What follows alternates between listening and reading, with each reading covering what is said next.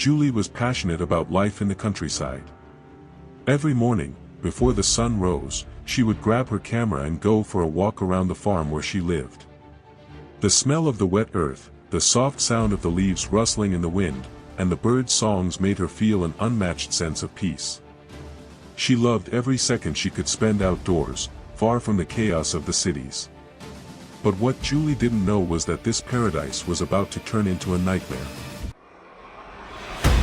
In recent years, the U.S. government had implemented a rule requiring farmers and landowners to receive 50% of their sales in physical cash. This attracted the attention of dangerous groups who began targeting these properties.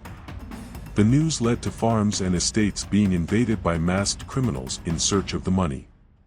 The owners were captured and tortured until they revealed where the money was hidden. The government, aware of the growing chaos, issued urgent warnings for all rural property owners to leave their lands and head to the cities, taking the money with them. But Julie, not being up to date with the news, only realized what was happening when she was already running from the criminals. She knew she had to get away from them and protect herself. While running toward the forest, Julie tripped over a weapon and grabbed it without hesitation to defend herself. She ran as fast as she could and hid behind a tree. Breathless, she tried to control her breathing to avoid being heard.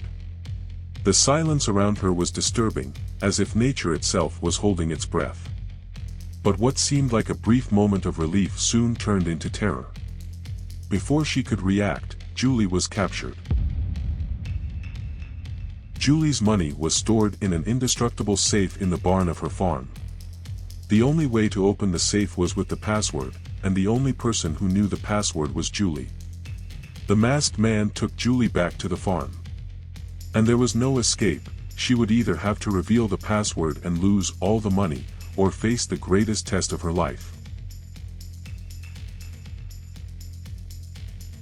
Okay, Julie, I'm only going to ask once. Tell me the safe's password.